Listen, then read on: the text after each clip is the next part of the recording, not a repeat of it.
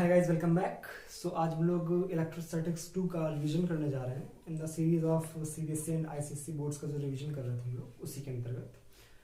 तो इलेक्ट्रोस्टैटिक्स 2 का revision start करने से पहले आपको याद दिला दें कि हम लोग इलेक्ट्रोस्टैटिक्स 1 का रिवीजन कंप्लीट कर चुके हैं। अगर आपने वो वीडियो अभी तक नहीं देखी है तो उस वीडियो को जाके पहले आप देख लें, उसके बाद आप इलेक्ट्रोस्टैटिक्स 2 का रिवीजन देखें। तो इलेक्ट्रोस्टैटिक्स 2 में हम लोग स्टार्ट करेंगे एरिया से कि एरिया वेक्टर क्या होता है। Basically area is a vector quantity और इसका जो भी डायरेक्शन होती है, अगर हम दो तरह की सरफेसेस के लिए बात करते हैं, एक होती है हमारी ओपन सरफेस और एक होती है हमारी क्लोज सरफेस। जब भी हम ओपन सरफेस की बात करते हैं तो ओपन सरफेस में एरिया वेक्टर की डायरेक्शन हम परपेंडिकुलर टू द सरफेस लेते हैं, ठीक है ना। और उस पूरी इस क्वेश्चन के लिए हम उस पर्टिकुलर डायरेक्शन को ही एरिया वेक्टर की डायरेक्शन मानते हैं। अब ओपन सरफेसेस के केस में हम ऊपर साइड भी इसकी डायरेक्शन ले सकते हैं और नीचे, मतलब दोनों तरफ इसके एरिया वेक्टर की डायरेक्शन हम मान सकते हैं। बट क्लोज सरफेसेस के केस में ऐसा नहीं होता। लेट अस सपोज ये हमारे पास एक स्फीयर क्लोज सरफेस है, एक स्फीयर है, ठीक है ना। तो इस स्फीयर के केस में जो आउटवर्ड नॉर्मल होगा that will be the direction of the area vector, ठीक है ना। तो ये हमारा क्या होगा, एरिया वेक्टर की डायरेक्शन, ठीक। तो क्या ध्यान रखना है कि एरिया वेक्टर हमारे क्लोज सरफेस के लिए दोनों तरफ हो सकते हैं और जो हमारी ओपन सरफेस के लिए दोनों तरफ हो सकते हैं और क्लोज सरफेस के लिए केवल आउटवर्ड नॉर्मल हो सकता है। बट अगर एक पर्टिकुलर क्वेश्चन की बात करें तो हमें एक तरफ इसको मानना है, ठीक। अगली चीज में क्या आती है, हमारा फ्लक्स, इलेक्ट्रिक फ्लक्स।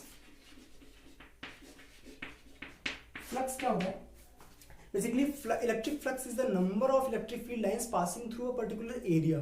तो इलेक्ट्रिक फील्ड लाइंस ही हमारी फ्लक्स होती है। अगर हम पर्टिकुलर एरिया की बात करें तो उस पर्टिकुलर एरिया से जितनी भी लाइंस पास हो रही हैं उन्हीं लाइंस के नंबर को हम क्या बोलते हैं, फ्लक्स। तो नंबर ऑफ फील्ड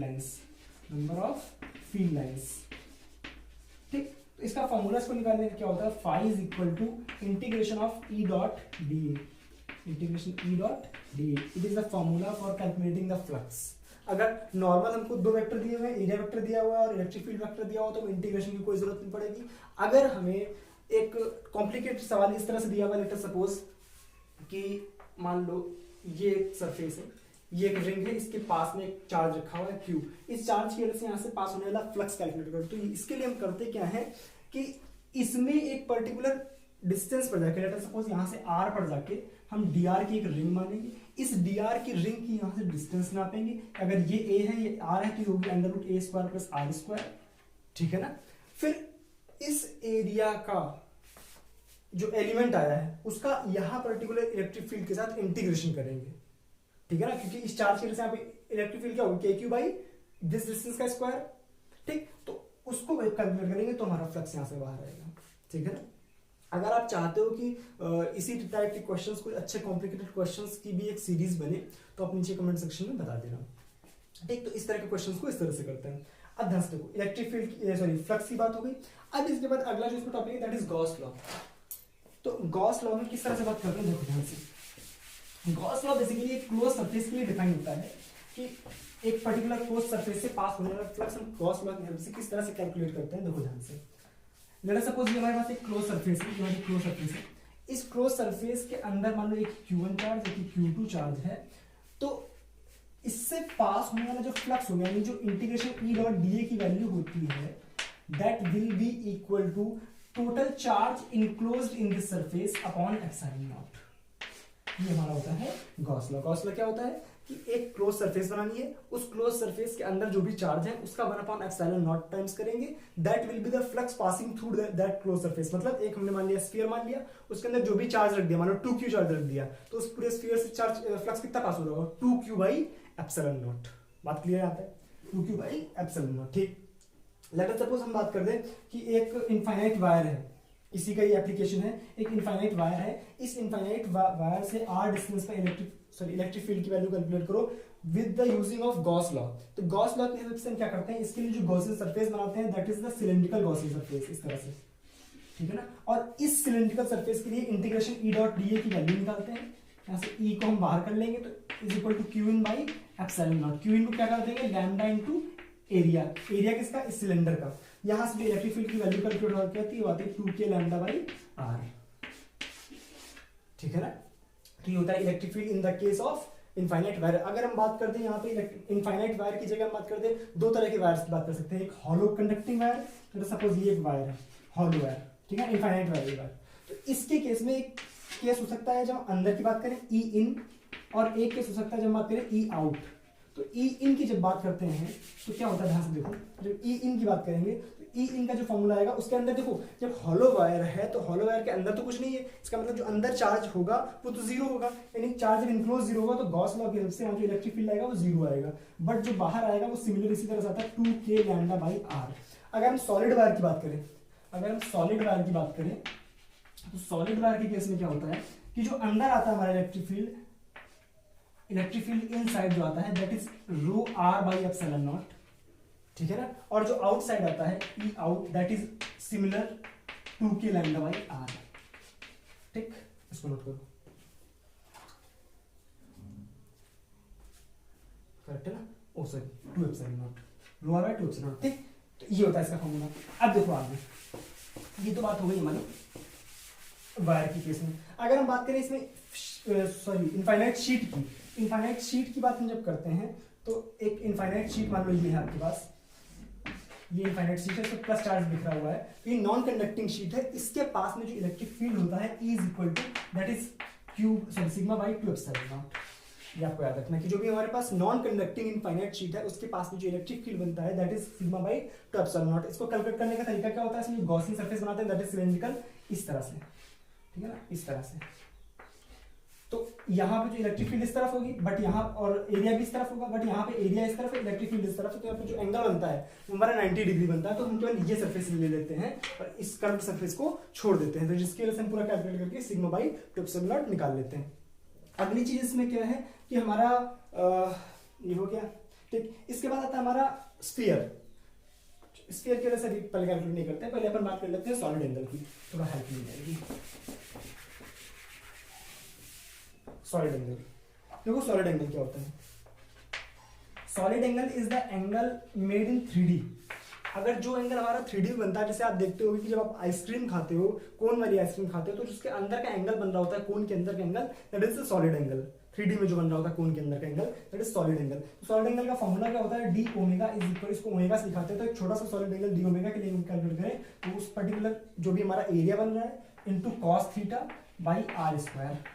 यहाँ पे थीटा क्या होता है, सपोज ये हमारा इस तरह से एरिया था, ठीक, तो इस एरिया की डायरेक्शन ये है बट यहाँ से रेडियस वेक्टर की डायरेक्शन अगर ध्यान से देखें तो ये आएगी, तो ये हमारा डी वेक्टर की डायरेक्शन और ये हमारा आर वेक्टर की डायरेक्शन, तो ये होता है इसके बीच का एंगल, ठीक है ना, ये हमारा पॉइंट जिसके अबाउट हम सॉलिड एंगल कैलकुलेट कर रहे हैं, ठीक। तो ये होता है सॉलिड एंगल का फॉर्मूला। अब एक चीज होती है कि सॉलिड एंगल और प्लेन एंगल में एक रिलेशन होता है, सॉलिड एंगल और प्लेन एंगल में जो रिलेशन होता है that is solid angle is equal to 2 pi 1 minus cos alpha, जहाँ पे अल्फा हमारा प्लेन एंगल होता है। किस तरह से, अगर मान लो हम ये बात करें, हमारे पास एक ये डिस्क है, इस डिस्क के केस में लेटर सपोज यहाँ पर हमारा कोई चार्ज रखा हुआ है, या मान लो ये हमारा एंगल बन रहा है अल्फा, ठीक है ना, तो ये डिस्क इस सेंटर पे जहां से हमें निकालना है फ्लक्स पासिंग थ्रू, मान लो चार्ज रखा हुआ है, तो यहाँ पे जो ये एंगल बना रही दैट इज अल्फा, और ये जो टोटल एंगल है दैट इज सॉलिड एंगल।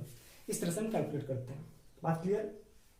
अगली चीज क्या होती है कि अगर हम बात करें कि जो टोटल सॉलिड एंगल होता है, टोटल सॉलिड एंगल की वैल्यू जो होती है 4 पाई, यानी जो कंप्लीट सॉलिड एंगल, जैसे कंप्लीट एंगल जो प्लेन एंगल होता है दैट इज 2 पाई, उस तरह से कंप्लीट सॉलिड एंगल होता है 4 पाई, यानी एक क्लोज सरफेस के लिए जो हमारी सॉलिड एंगल बनेगा वो होता है 4 पाई, और एक क्लोज सरफेस से फ्लक्स कितना पास होता है, q बाई एप्सिलॉन नॉट। इसका मतलब क्या है, अगर 4 पाई सरफेस से q by epsilon not flux pass हो रहा है तो 1 से कितना पास होगा, q by 4 pi epsilon naught, ठीक है ना, तो एक सॉलिड एंगल से कितना पास होगा, q by 4 pi epsilon naught into omega. Let me check, आपका फ्रेम में आ रहा है ये, हाँ ठीक, तो q by 4 pi epsilon naught into omega, और ओमेगा की वैल्यू क्या होती है 2 पाई 1 माइनस कॉस अल्फा, तो यहाँ से ओमेगा में जो फ्लक्स होगा, ओमेगा में जो फ्लक्स है that is equal to q by 4 pi epsilon naught into 2 pi 1 minus cos alpha, ठीक, ये 2 कट जाता है तो आंसर आ जाएगा हमारा q by 2 epsilon naught into 1 minus cos alpha. ये होता है flux passing through a particular solid angle which makes the angle alpha on that particular charge।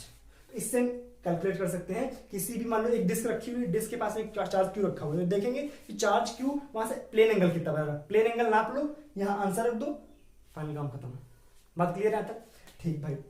ये हो गया सॉलिड एंगल और प्लेन एंगल में रिलेशन। इसके बाद अगली चीज हमारी क्या आती है, कंडक्टर्स, सॉरी मटेरियल्स। मटेरियल्स हमारे 3 तरह के होते हैं अगर हम बात करें, कंडक्टर, इंसुलेटर और सेमी कंडक्टर। तो बेसिकली हम पढ़ने वाले हैं कंडक्टर। तो कंडक्टर की क्या प्रॉपर्टी होती है उसको ध्यान से देखते हैं। आपको मेन प्रॉपर्टीज पहले याद रखनी है, क्या होती है मेन प्रॉपर्टीज, ध्यान से देखना।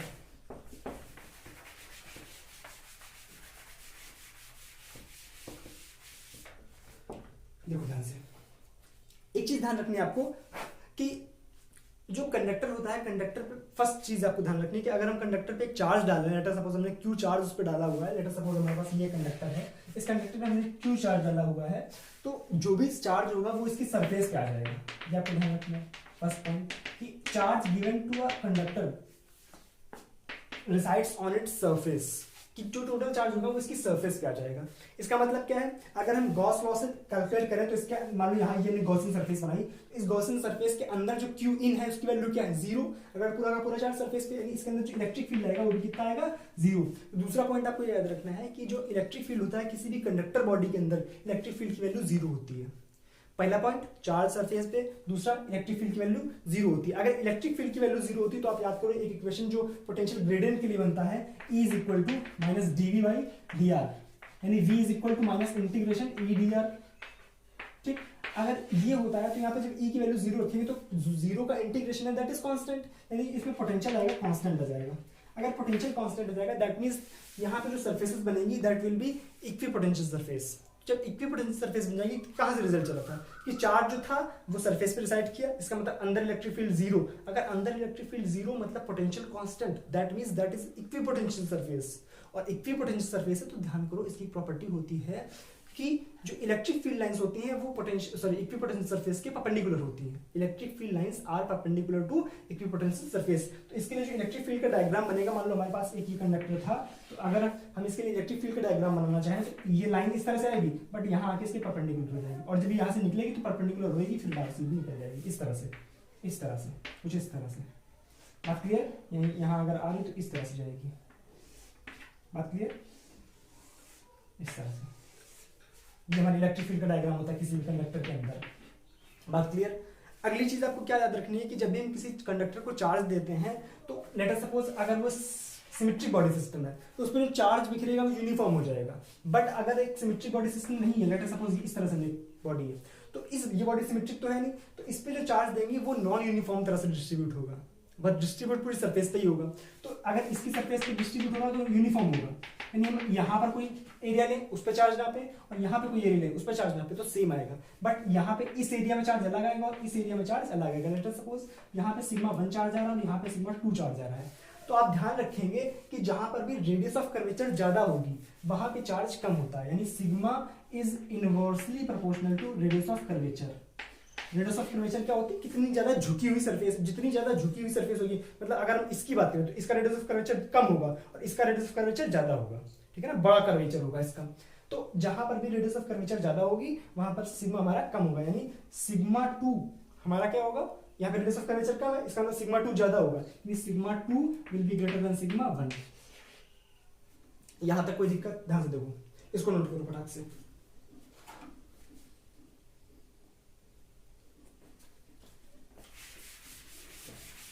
अब देखो आगे आप क्या ध्यान रखना है कि अगर मान लो हमने किसी भी कंडक्टर में थोड़ी चर्चा और करते हैं, अगर हमने किसी कंडक्टर को इलेक्ट्रिक फील्ड दिया, चार्ज दिया हुआ है, तो चार्ज उसकी सरफेस पे आ गया, ये भी बात क्लियर, अंदर इलेक्ट्रिक फील्ड 0 होगा, ये भी बात समझ आती है। बट बाहर तो इलेक्ट्रिक फील्ड है, तो उस इलेक्ट्रिक फील्ड की वैल्यू क्या होती है, electric field just outside conductor, just outside the conductor,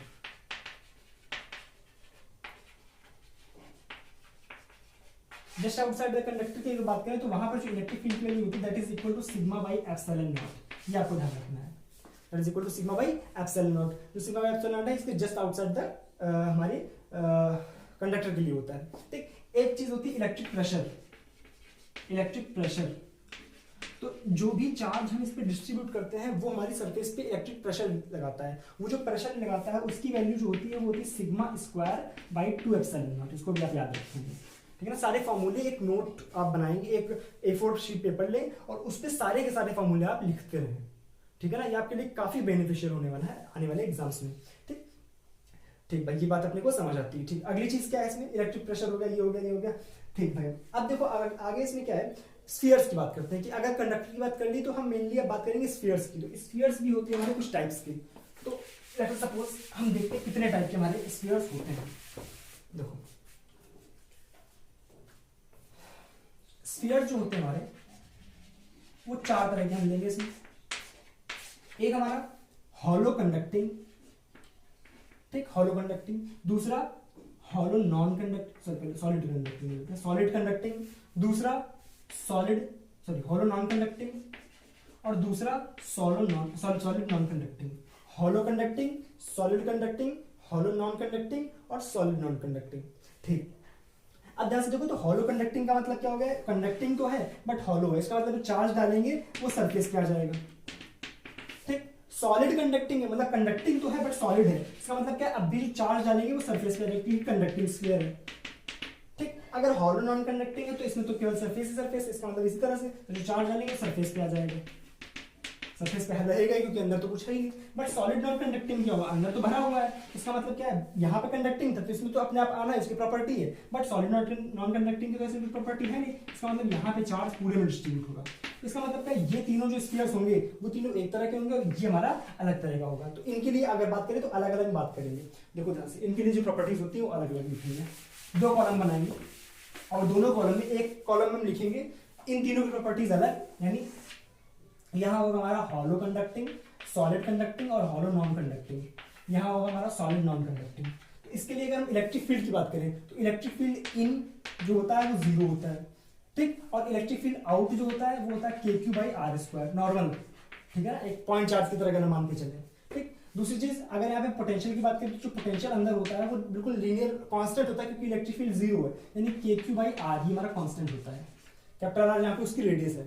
ठीक, और जो बाहर होता है E आउट, उसकी वैल्यू होती है हमारी KQ/r, यानी डिस्टेंस में चेंज होता है। अगर हम इसका ग्राफ बनाना चाहें तो ग्राफ कुछ इस तरह से आएगा, इलेक्ट्रिक फील्ड अंदर 0 है, यानी एक पर्टिकुलर R पे जाके इलेक्ट्रिक फील्ड आती है, यानी यहाँ से इलेक्ट्रिक फील्ड R² प्रोपोर्शनल में घटती है। यहाँ पे क्या होता है, हमारे पहले तो कांस्टेंट रहता है पोटेंशियल, हमारा इलेक्ट्रिक फील्ड था, ये पोटेंशियल है।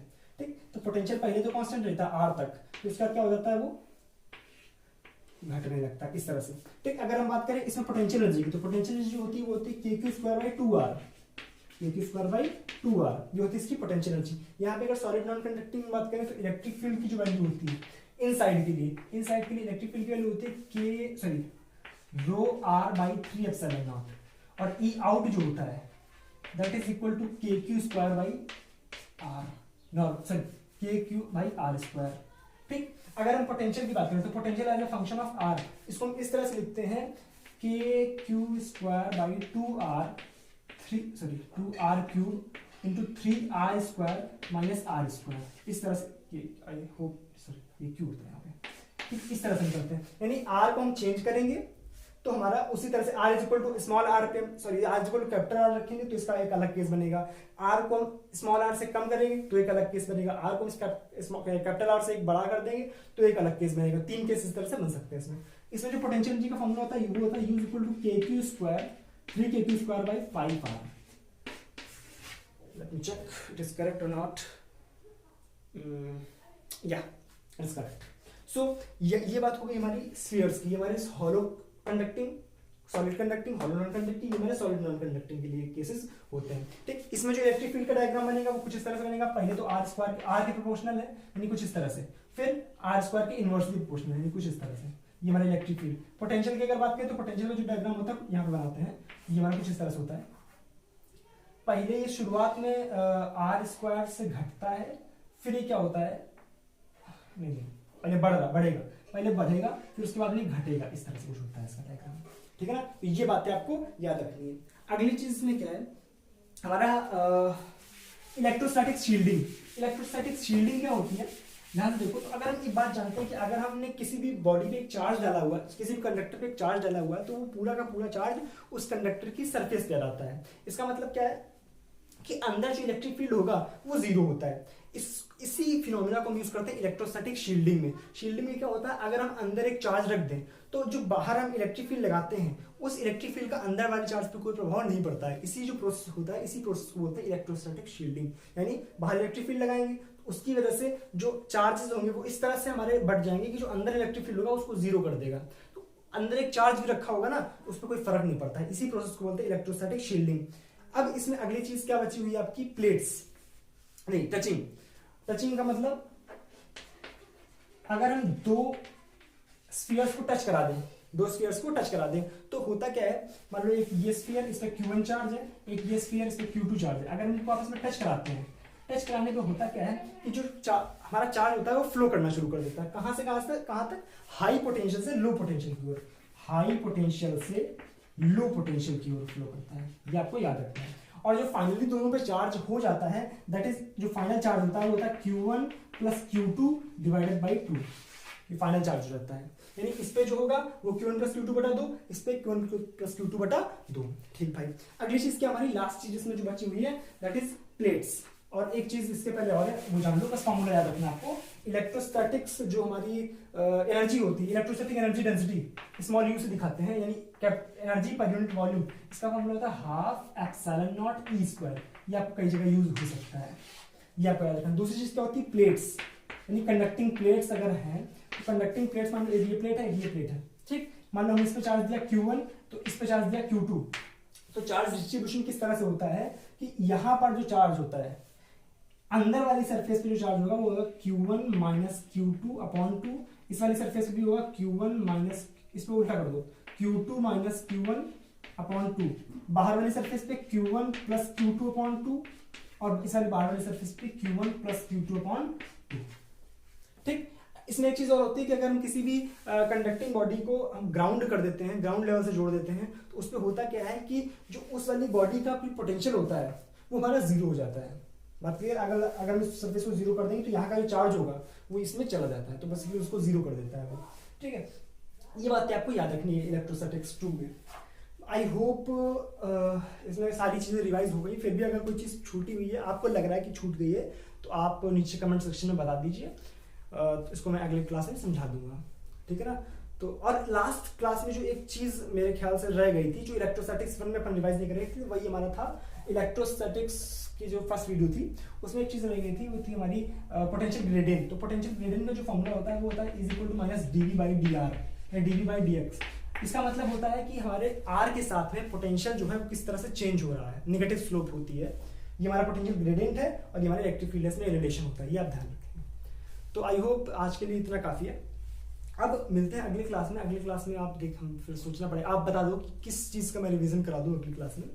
अगर आप रिस्पॉन्स करते हो तो अगली जो सीरीज होगी आपकी डिमांड पे होगी, वरना फिर मैं देखता हूँ आप मुझे क्या सीरीज बनानी है। तो अगर वीडियो अच्छी लगी हो तो उसको शेयर कर देना, अपने दोस्तों तक पहुँचा देना कि जो इलेक्ट्रोस्टैटिक्स है उसका भी रिवीजन आप खुद भी करें, दोस्तों को भी कराएं, ताकि किसी का भी रिवीजन में कोई कमी ना रह जाए। तो thank you so much for watching the video, and like कर देना अगर अच्छा लगा हो, शेयर कर देना, और कमेंट सेक्शन में जरूर बताना कि वीडियो आपको कैसी लगी। चलिए, thank you so much, bye bye.